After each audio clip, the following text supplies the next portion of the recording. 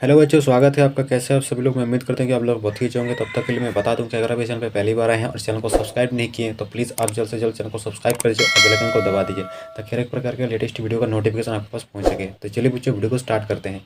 तो आज की जो वीडियो हो आप देख सकते हैं कि क्लास 10 का आपका मॉडल प्रश्न आ चुका है 2023 का।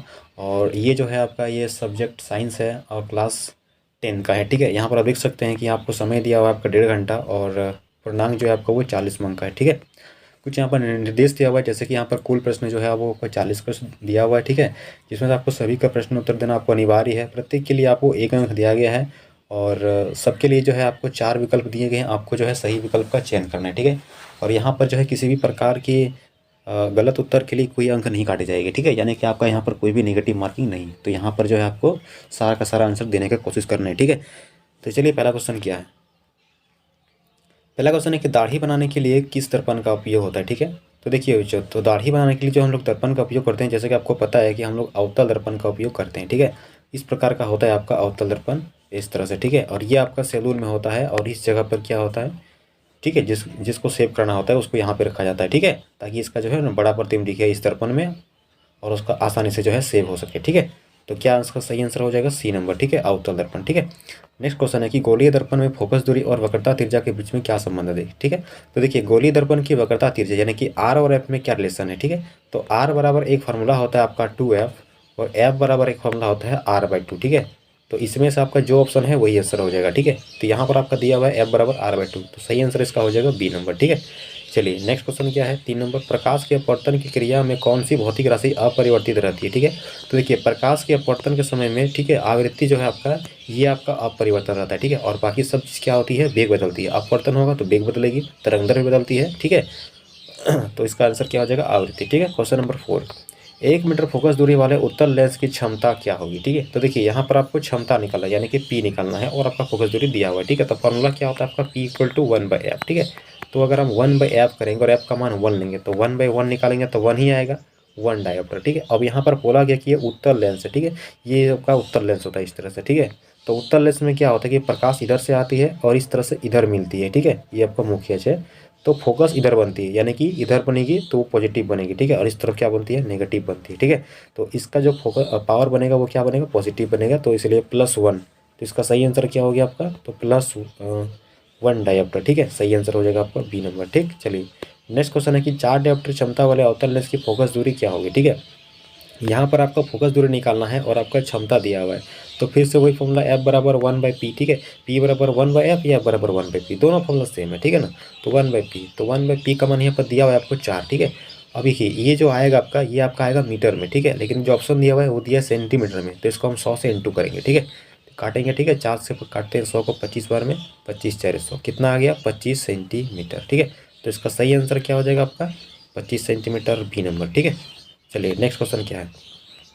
नेक्स्ट क्वेश्चन है कि वाहन के अग्रदीपों में किस प्रकार के दर्पण का उपयोग होता है। ठीक है, तो देखिए जो वाहन का जो अग्रदीप होता है, ठीक है, वाहन का अग्रदीप कुछ आपका स्टेप का होता है। यहाँ पर आपका अवतल दर्पण इस तरह से होता है। ठीक है, और यहाँ पर एक बल्ब लगा होता है, इससे लाइट निकलती है। ठीक है, तो ये जो दर्पण लगी होती है, ठीक है, ये अवतल दर्पण होता है ताकि जो है ना ये प्रकाश को, समांतर किरण पुंज को जो है प्राप्त कर सके, यहाँ पर बहुत दूर तक जा सके। ठीक है, तो इसका सही आंसर हो जाएगा आपका अवतल दर्पण। ठीक है, कौन सा दर्पण, अवतल दर्पण, याद रखिएगा। ठीक है, चलिए नेक्स्ट क्वेश्चन है कि मानव नेत्र के जिस भाग पर प्रतिबिंब बनता है, ठीक है, वह क्या होता है। कॉर्निया, परितारिका, पुतली, दृष्टिपटल। तो देखिए मैं आपको बता दूं कि जो मानव नेत्र का जो प्रतिबिंब बनता है वो आपका दृष्टिपटल में बनती है। ठीक है, कहाँ पे बनती है, दृष्टिपटल में।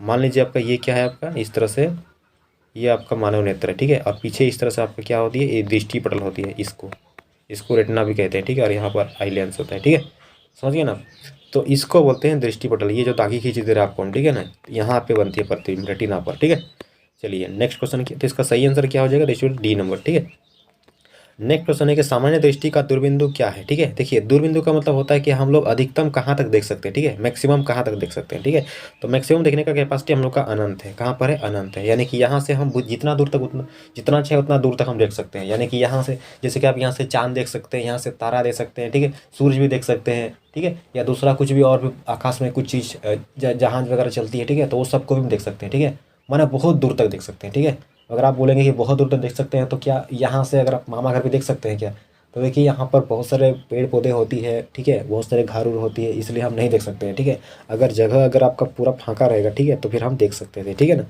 चलिए अगला क्वेश्चन क्या है, तो इसका सही आंसर क्या हो गया, अनंत। अनंत माने तो डी नंबर, ठीक है।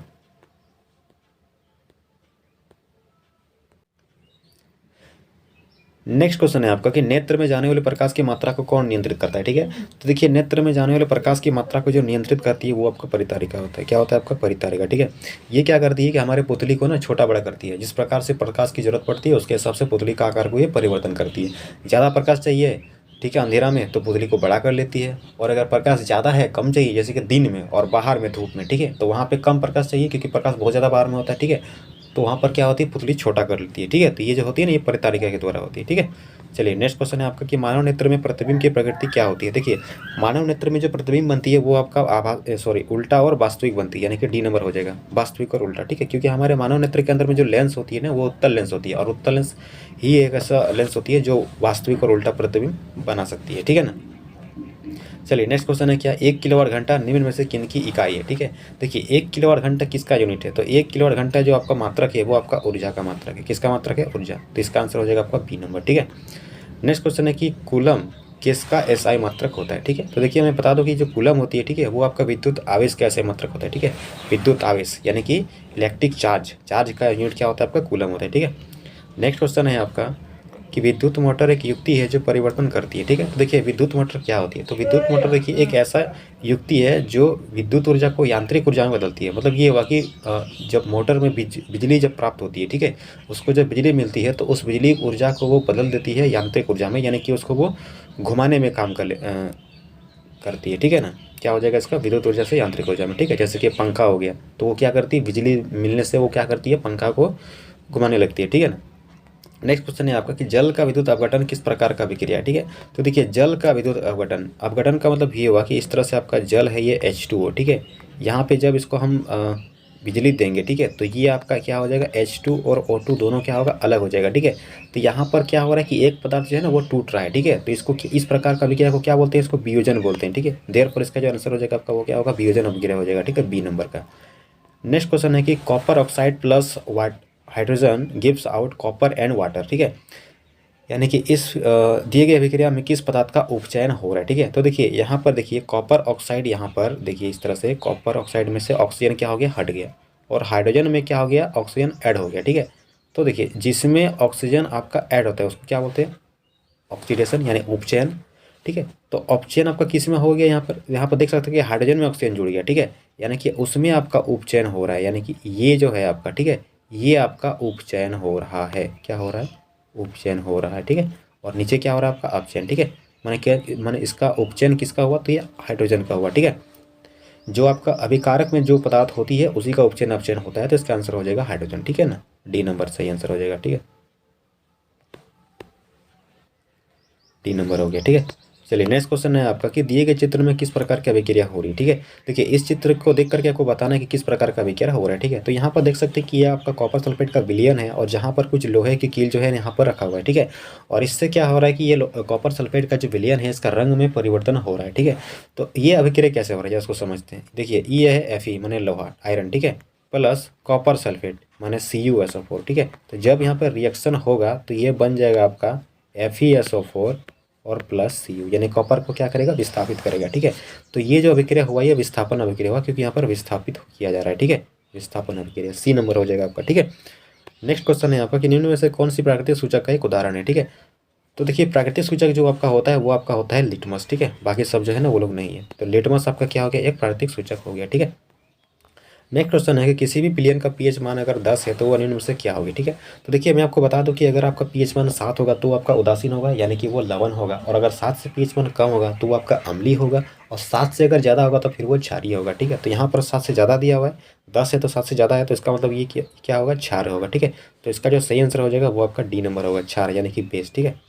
नेक्स्ट क्वेश्चन है कि दिया गया चित्र का क्या सूचित किया जाता है, ठीक है। ये जो चित्र दिया हुआ है इस चित्र जो है ना किस चीज़ का बता रही है, ठीक है। ऑप्शन दिया कि हमें हमेशा हाथ साफ रखना चाहिए, हमें प्रयोगशाला में हाथ धोकर जाना चाहिए, अम्ल से हमें धोना चाहिए हाथ, ठीक है, सांद्र अम्ल तथा क्षार वाले बर्तन को चेतावनी का चिन्ह, ठीक है। तो ये जो सही आंसर हो जाएगा ये आपका डी नंबर हो जाएगा, ठीक है। ये क्या होती है कि सांद्र और अम्ल और क्षार को वाले बर्तन का चेतावनी का चिन्ह होती है, ठीक है, यानी कि जो सांद्र अम्ल और क्षार वाले बर्तन होती है, ठीक है, उसको जो है ना थोड़ा सावधानी से इस्तेमाल करना है, ठीक है, उससे जो है खिलवाड़ नहीं करना है, ठीक है, नहीं तो हाथ में अगर लग जाएगा अम्ल तो हाथ जो है गल सकती है, कट सकती है, ठीक है। यहाँ पर देखिए इसका हाथ यहाँ पर जल गया, यहाँ पर कट गया, ठीक है। चलिए नेक्स्ट क्वेश्चन क्या है। नेक्स्ट क्वेश्चन है कि इमली में कौन सा अम्ल होता है, ठीक है। तो देखिए इमली में जो अम्ल होती है वो आपका टार्टरिक अम्ल होती है, याद कर लीजिएगा, ठीक है। क्या कौन सा अम्ल होती है, टार्टरिक अम्ल, ठीक है।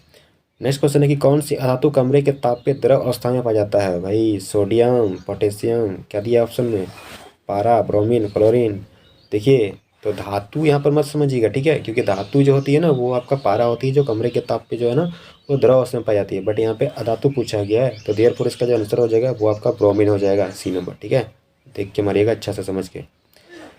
22 नंबर क्वेश्चन है कि निम्नलिखित में से किस पदार्थ का उपयोग अग्निशामक बनाने में किया जाता है, ठीक है। तो देखिए अग्निशामक बनाने के लिए जो उपयोग करते हैं वो हम लोग करते हैं सोडियम हाइड्रोजन कार्बोनेट का, ठीक है, Na2, सॉरी Na2 नहीं होगा, एक minute, NaHCO3, sodium hydrogen carbonate या सोडियम बाइकार्बोनेट भी इसको कहते हैं, ठीक है। तो इसका सही आंसर क्या हो जाएगा आपका बी नंबर, ठीक है।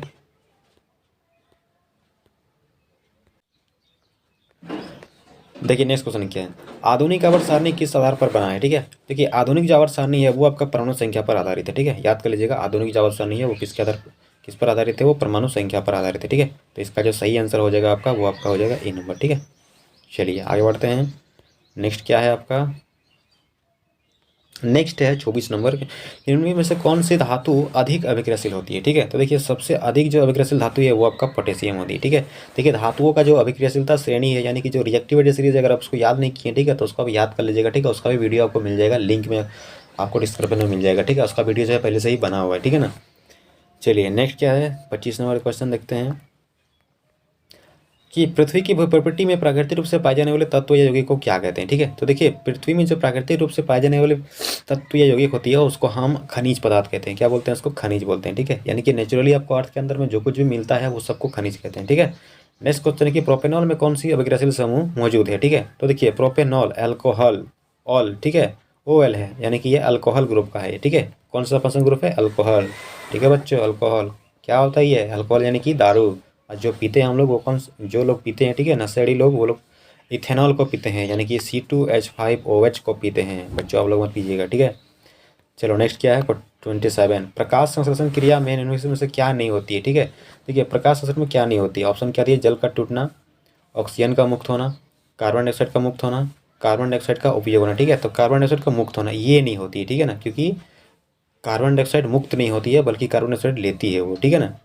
चलिए नेक्स्ट क्वेश्चन क्या है, फ्लोएम में खाद्य पदार्थ का परिवहन पौधे द्वारा किस दिशा में होती है, ठीक है। तो देखिए मान लीजिए आपका कोई पौधा है, ठीक है, ये क्या है आपका, इस तरह से आपका कोई पौधा है, ठीक है, इस तरह से, और यहाँ पर क्या है, बहुत सारा पत्ती है, ठीक है, मान लीजिए यहाँ पत्ती है, तो ये पत्ती है, ठीक है। तो इसके द्वारा आपका जो फ्लोएम का जो यानी खाद्य पदार्थों का जो परिवहन होगा, ठीक है, यहाँ से आपका ऊपर तरफ भी जाता है और यहाँ से आपका नीचे तरफ भी जाता है, ठीक है, दोनों तरफ जाता है, मैंने सब तरफ जाएगा, इस तरफ भी जाता है आपका, ठीक है। तो इसीलिए आपका क्या हो गया, यहाँ पर ऊपर भी और नीचे भी और दोनों की तरफ जाएगा आपका, ठीक है ना। इसका सही आंसर क्या हो जाएगा आपका, इसका सही आंसर हो गया आपका सी नंबर।